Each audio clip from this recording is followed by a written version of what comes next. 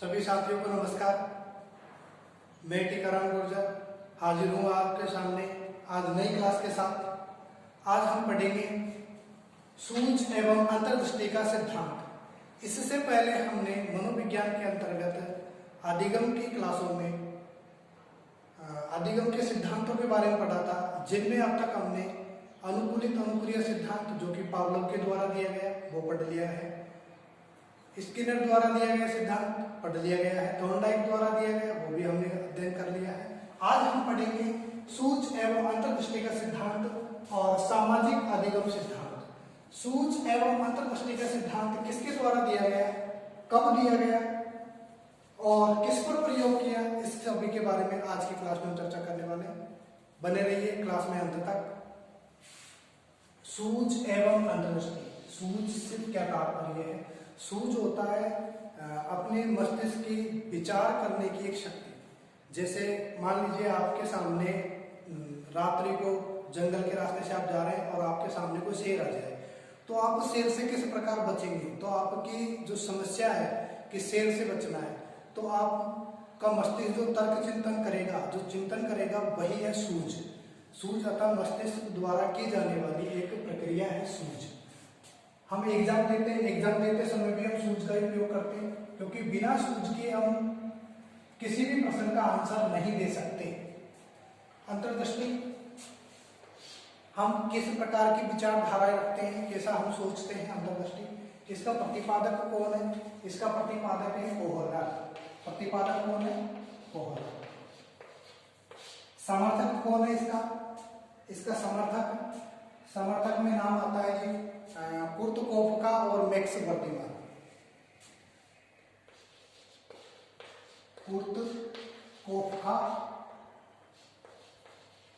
कुर्तकोफ का और max वर्दिमान। Max वर्दिमान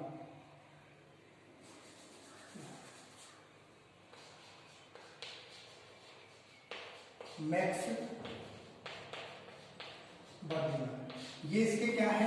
समर्थक है। कहाँ के थे? जर्मनी के थे।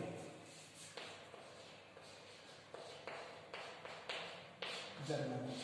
कह सकते हैं कि सूझ अंतर्दृष्टि के सिद्धांत का जन्म कहाँ पर हुआ है? जर्मनी में हुआ है। कहाँ पर हुआ है? जर्मनी में। अब ये जर्मनी में एक स्कूल चलता है गेस्टाल्ट संप्रदाय। क्या नाम है इसका? गेस्टाल्ट संप्रदाय। प्रयोग को 2 मिनट बाद लिखेंगे। गेस्टाल्ट संप्रदाय,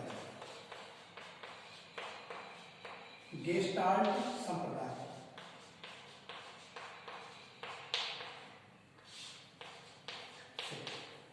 गेस्टाल्ट संप्रदाय से निकला है। गेस्टाल्ट शब्द का अर्थ क्या होता है? समग्राकृति या पूर्णाकार। गेस्टाल्ट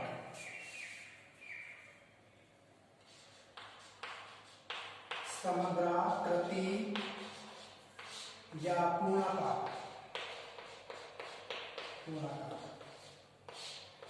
गेस्टाल्ट शब्द का अर्थ होता है समग्राकृति या पूर्णाकार। समग्राकृति या पूर्णाकार गेस्टाल्ट शब्द का अर्थ होता है। क्या कहता है ये समग्राकृति? आप किसी भी कार्य को करते हैं तो पूर्ण रूप से पहले आप उसका एनालिसिस करते हैं, उसे आप देखते हैं। बालक जैसे विद्यालय में आता है, पहली क्लास का बालक है, जब वह पढ़ने बैठता है तो पूरी किताब और पूरा पाठ उसके सामने दिखाई देता है। फिर वह धीरे धीरे करके उन पाठों को अध्ययन करता है, क्रम वाइज से अध्ययन करता है। जैसे 20 पेज में कोई पाठ है तो 20 पेज एक दिन में तो पढ़ नहीं सकते। क्या करेंगे?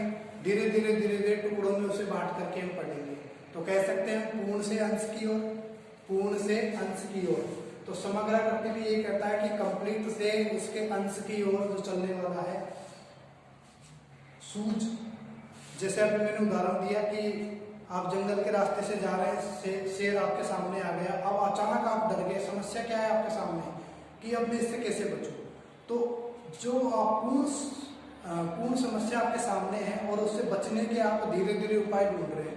भाग जाऊं या इससे लड़ूं या फिर पेड़ पर चढ़ जाऊं या फिर और कुछ उपाय ढूंढूं, तो ये आप धीरे धीरे करके उस समस्या का समाधान भी निकाल रहे हैं। इसे प्रयोग किसके ऊपर किया था? प्रयोग की बात करते हैं तो प्रयोग किया था सुल्तान नामक बदमानुस पर, जो कि चिंपांजी था। प्रयोग किया था चिंपांजी पर। किस पर किया था? चिंपांजी। ये चिंपांजी कौन था? ये चिंपांजी वनमानुष था। ये चिंपांजी वनमानुष था। कौन था ये? वनमानुष। वनमानुष वही गोरिल्ला जैसा। इसका नाम क्या था? चिंपांजी का नाम, चिंपांजी का नाम, इसका नाम था सुल्तान।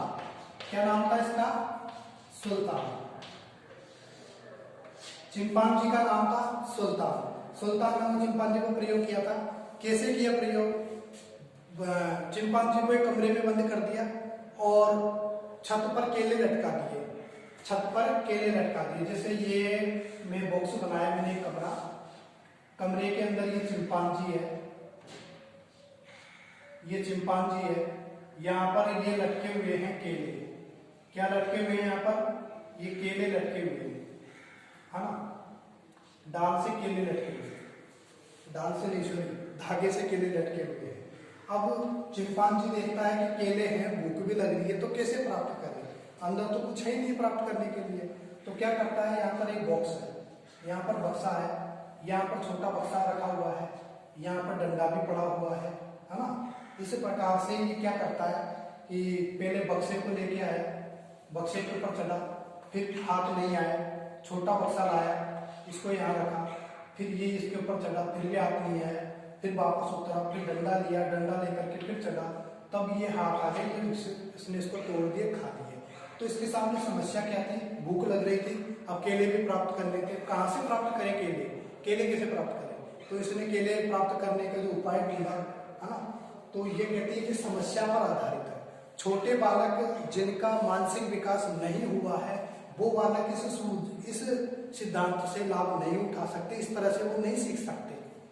और जिन बालकों का मानसिक विकास हो चुका है, वो बालक इस प्रकार से सीख सकते हैं।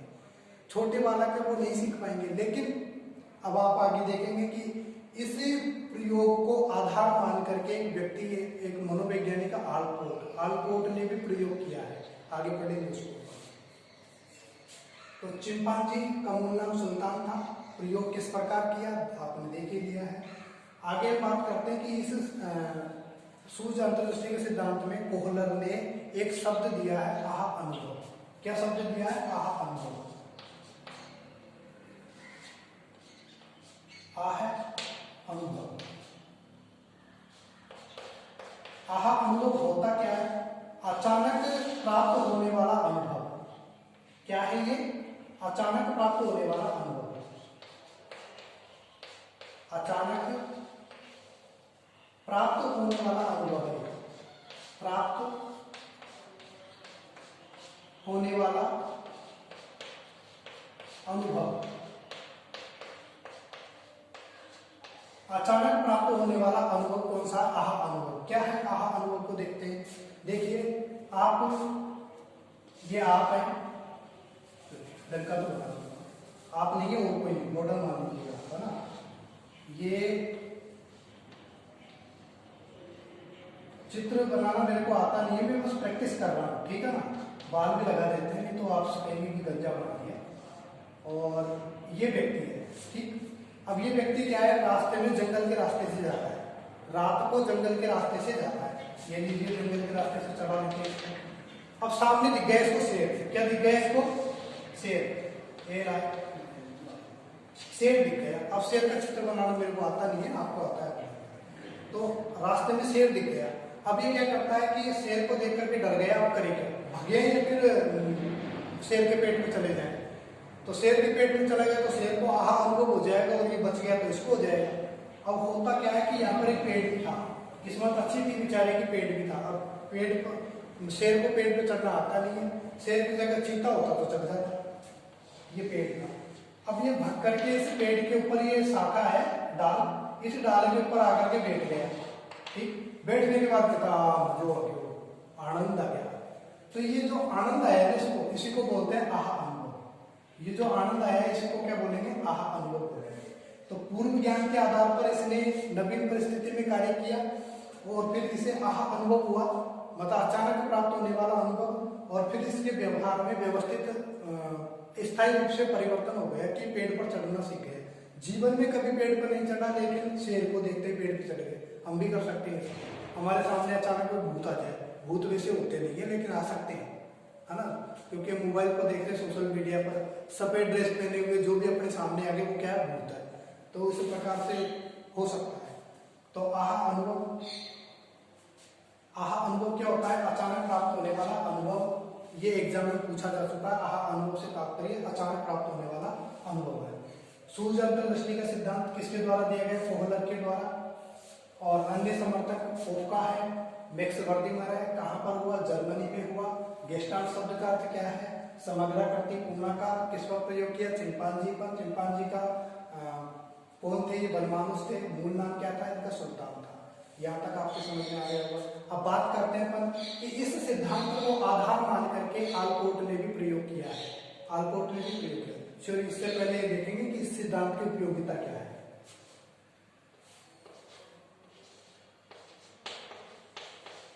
उपयोगिता, इस सिद्धांत की उपयोगिता कहां पर है? शिक्षा में। किसमें? शिक्षा में। शिक्षा में उपयोगिता क्या है इस सिद्धांत की? इस सिद्धांत की उपयोगिता के बारे में हम चर्चा करते हैं। तो नंबर 1 पर आता है यह सिद्धांत समस्या के समाधान में सहायक है। किसमें? समस्या के समाधान में सहायक है। समस्या के समाधान में सहायक है। दूसरा पॉइंट आता है इसमें कि यह सिद्धांत पूर्ण से अंश की ओर कार्य करने में सहायक है।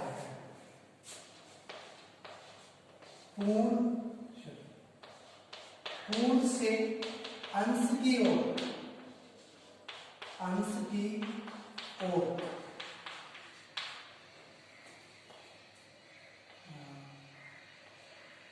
कार्य करने का बोध करवाती है। कार्य करने का बोध करवाती है।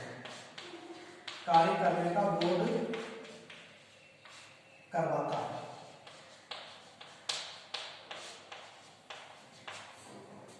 अब बात करते हैं कि तर्क चिंतन में सहायक है, समस्या के समाधान में सहायक है, और तीसरा तर्क चिंतन में सहायक है। तर्क चिंतन में सहायक, तर्क चिंतन में सहायक है। और चौथी बात आती है कि ये पाठ्यक्रम के निर्माण में भी सहायक है, क्योंकि पाठ्यक्रम का जो निर्माण किया जाता है तो वो पूर्ण से अंश की ओर ही किया जाता है। पहले कंप्लीट सारांश लिखा जाए, कंप्लीट पूरी कहानी लिखी जाएगी तो उसका सारांश लिखा जाएगा। इस प्रकार से होता है। आपने भी कहानी पढ़ी होगी, पूरी कहानी पढ़ते हैं, लास्ट में उसका सारांश होता है। पाठ्यक्रम के निर्माण में सहायक है।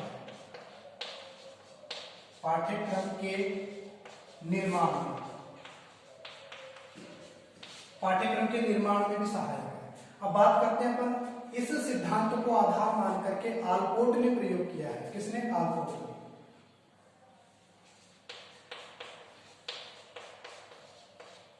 आलपोर्ट ने इस सिद्धांत को आधार मानकर, इस सिद्धांत को आधार मानकर,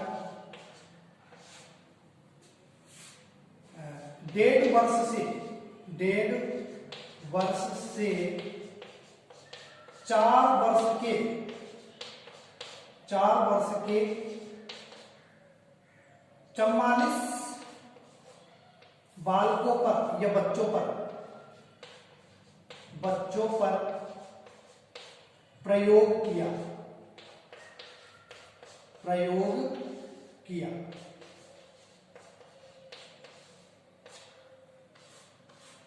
देखिए कैसे किया कि आलपोर्ट ने क्या किया, 44 बच्चे लिए। वो कहाँ के थे? 1.5 वर्ष से 4 वर्ष की उम्र के थे। कहने का तात्पर्य प्राइमरी लेवल के थे, छोटे वाले थे। उन बच्चों को, 44 छात्रों को लिया और एक कमरे में बंद किया। कमरे में बहुत सारे खिलौने पटक दिए, खिलौनों को रख दिए, कुछ ऊंचाई पर रख दिया, खिलौनों को ऊंचाई पर रख दिया। अब एक जो बच्चे जिनकी ऊंचाई ज्यादा थी या जो कहें कि जिनकी एज भी अधिक थी, वो अपने मानसिक तर्क चिंतन के आधार पर या अपनी सूझ के आधार पर क्या करते हैं कि उस खिलौनों को प्राप्त कर लेते हैं। मान लीजिए कि खिलौना यहाँ रखा हुआ है, अब जिसकी ऊंचाई ज्यादा है वो इसे प्राप्त कर लेगा। मान लीजिए कि जिसकी ऊंचाई नहीं है लेकिन दिमाग तेज है, वो लाएगा कुछ ना कुछ उठा करके, जैसे टेबल ले ली, स्टूल ले ली, उसके ऊपर चढ़ेगा और फिर प्राप्त करेगा। तो ये इस सिद्धांत को आधार मान करके ही प्रयोग किया गया है। किसने किया है? आल्बर्ट ने किया है। किस पर किया है? प्राइमरी लेवल के बालकों पर किया है। 1.5 से 4 वर्ष की उम्र जिनकी थी उन पर। खिलौनों, यहाँ पे लिख दो, खिलौनों के साथ, खिलौनों के साथ, ताकि आपको पता रहे कि वे किस पर प्रयोग किया था। खिलौनों के साथ प्रयोग किया था। वीडियो को कोई भी स्किप ना करें और रेगुलर देखते रहें। इस क्लास को आप अंत तक देखना, फिर आप में सुधार होगा, निश्चित रूप से होगा। साथियों, इन वीडियो में आपको 25 मिनट की वीडियो में 4 घंटे में पढ़ाया जाने वाला मैटर पढ़ाया जा रहा है, बहुत ही अच्छे तरीके से। और ये सार है, इस सार को पढ़ाने में काफी टीचर्स 4-4, 5-5 दिन लगा देते हैं। 2-2, 4-4 घंटे की क्लासें इसी सार को पढ़ाने में उपयोग में होती है। मैंने इसको आपको आधे घंटे की क्लास में पढ़ा है, तो इसीलिए इससे पहले की क्लास भी आप कंप्लीट देखें। अब बात करते हैं अपन सामाजिक अधिगम सिद्धांत किसके द्वारा दिया गया था, प्रतिपादक कौन था? ये थे अल्बर्ट बांडुआ। अल्बर्ट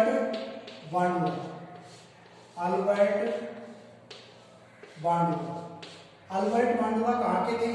ये थे कनाडा के। कहाँ के थे ये? कनाडा के थे। अल्बर्ट बांडुआ कनाडा के थे, लेकिन इन्होंने प्रयोग जो किया था वो अमेरिका में किया था। प्रयोग अमेरिका में। कहां पर किया? प्रयोग किया था अमेरिका में। प्रयोग अमेरिका में किया था। किस पर किया था? इन्होंने बच्चों पर प्रयोग किया था। इन्होंने बच्चों के समूह को क्या दिखाई? फिल्म दिखाई। बच्चों को क्या दिखाई? इन्होंने फिल्म दिखाई। फिल्म दिखाने के बाद में ये साबित किया है कि कोई भी बालक है वो किससे सीखता है? मॉडल से सीखता है, दूसरों पर परीक्षण के द्वारा सीखता है। कैसे? आपकी एज है लगभग 25-30, मान लीजिए कि मुख्यमंत्री जी कोई संज्ञान नहीं ले रहे पेपर आउट के मामले में। अब आप क्या कर रहे हैं? आंदोलन कर रहे हैं, उग्र हो रहे हैं और पुतला जला रहे हैं। सिंपल सी बात है, पुतला जलाते हुए आप लोगों ने देखा होगा। तो वो क्यों जला रहे हैं पुतला? क्योंकि उन्होंने वैसा सीखा है कि विद्रोह किस प्रकार करते हैं, विद्रोह कैसे करते हैं। अब ऐसा कैसा प्रयोग इन्होंने बच्चों पर किया? बच्चों के 2 समूह लिए। एक समूह को तो पहले फिल्म दिखाई। फिल्म में क्या था कि कुछ बालक हैं जो कि गुड़िया के साथ खेल रहे हैं। क्या कर रहे हैं? गुड़िया के साथ खेल रहे हैं। और फिर जब वो बालक फिल्म देख करके आते हैं तो उनको फिर बाद में क्या किया कि गुड़िया दी गई, तो वो उनके साथ किस प्रकार का व्यवहार कर रहे हैं। अब फिल्म के अंदर ऐसा सीन भी था कि उसके बड़े भाई बहन आते हैं और उस खिलौने को तोड़ देते हैं। कुछ बच्चे खिलौने के साथ खेल रहे हैं और उसके बड़े भाई बहन आ रहे हैं, वो खिलौने को तोड़ रहे हैं, या अन्य ग्रुप आ रहा है वो तोड़ रहा है। इस प्रकार की एक्टिविटी थी। अब बच्चों ने वैसा देखा कि वे खिलौनों के साथ खेलते भी हैं, उसको तोड़ते भी हैं। अब एक ग्रुप जो सकारात्मक सोच रखता है उसने तो खिलौनों के साथ खेलना पसंद किया, और एक ग्रुप ऐसा जिसने फिल्म देखने के बाद में खिलौनों को तोड़ने का काम किया। क्योंकि सभी की अलग अलग सोच है। मेरे बारे में आप क्या सोचते हैं ये आपकी सोच है, अन्य व्यक्ति क्या सोचता है वो उसकी सोच है। मैं समाज को किस दृष्टि से देखता हूँ, राजनेताओं को किस दृष्टि से देखता हूँ, ये मेरी सोच है। हाँ, तो सबकी सोच अलग अलग होती है। तो सोच के ऊपर आधारित था ये सामाजिक अधिगम सिद्धांत। किसने? अल्बर्ट बांडुआ ने। क्या किया? फिल्म दिखाई। 2 ग्रुप लिए, दोनों ग्रुपों को फिल्म दिखाई। फिल्म दिखाने के बाद में इसने सिद्धांत दिया। तो इसके उपनाम भी आते हैं फिल्म दिखाने से। क्या उपनाम है? उपनाम उपनाम में इसका पहला नाम आता है प्रेक्षणीय अधिगम। प्रेक्षणीय अधिगम।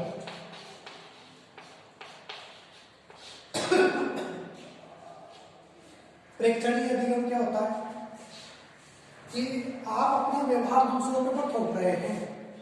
आपने देखा कि वो बच्चे गुड़िया के साथ खेल रहे हैं, आपने देखा कि वो उस गुड़िया को पीट रहे हैं, उस खिलौनों को तोड़ रहे हैं, ऐसा आपने देखा, तो आप अपना व्यवहार दूसरों के ऊपर लादने की कोशिश करते हैं।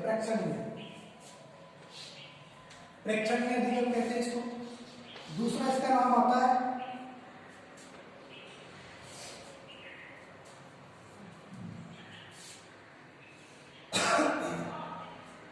Modelling theory. Modelling theory. Modelling theory. Modelling theory क्या होता है कि जो फिल्म दिखाई थी वो एक मॉडल था। फिल्म दिखाई तो क्या था, एक मॉडल था। हम दूसरों से प्रभावित हो सकते हैं। मान लीजिए कि आपको सलमान खान पसंद है, तो आप सलमान खान आपके लिए क्या है, मॉडल है। आपको अमिताभ बच्चन जी पसंद है, अमिताभ बच्चन आपके लिए क्या है, मॉडल है। मैं आपको पसंद हूं, मैं आपके लिए क्या हूं, एक मॉडल हूं। कोई भी व्यक्ति जो दूसरे को देख करके वैसा का वैसा व्यवहार करना चाहता है, वैसा बनना चाहता है, वो एक मॉडल है। तो मॉडलिंग थ्योरी, हम भी ऐसा ही करते हैं समाज में, हम भी दूसरों को आदर्श मान लेते हैं। आपने किशोर अवस्था में पढ़ा है कि यह आदर्श की अवस्था है। कैसे है कि वो दूसरे को आदर्श मान लेता है, वीर पूजा की प्रवृत्ति कर लेता है। मॉडलिंग थ्योरी क्यों कहते हैं मॉडलिंग थ्योरी? क्योंकि बालक मॉडल के माध्यम से ही सीख रहा है। ये इसके उपनाम है। अब बात करते हैं अपन कि इसमें कितने शब्द दिए गए। इसमें मुख्य रूप से 4 शब्द दिए गए हैं। वो 4 क्या है? नंबर 1 प्रयोग करने के बाद दिए हैं। देखिएगा, पहला आता है अटेंशन, जिसको बोलते हैं अवधान। बालक जब सीखता है ना, तो सबसे पहले अवधान होना चाहिए। अवधान मतलब ध्यान। अवधान मतलब ध्यान। और दूसरा क्या है? अवधान को अटेंशन कहा है, अंग्रेजी में कहते हैं अटेंशन।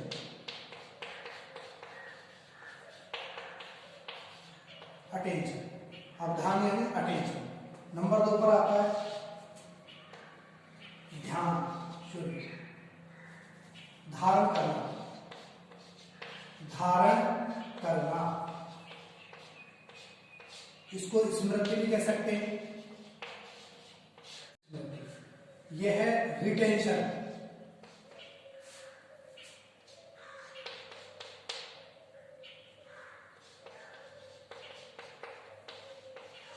रिटेंशन। नंबर 3 पर है पुनः प्रस्तुतिकरण। पुनः प्रस्तुतिकरण। पुनः प्रस्तुतिकरण, इसे क्या कहेंगे? इसे कहेंगे अपन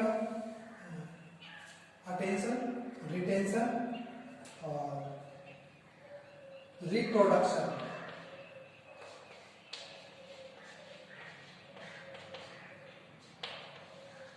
रिप्रोडक्शन। और नंबर 4 पर आता है पुनर्बलन। पुनर्बलन, इसे कहेंगे रेनफोर्समेंट।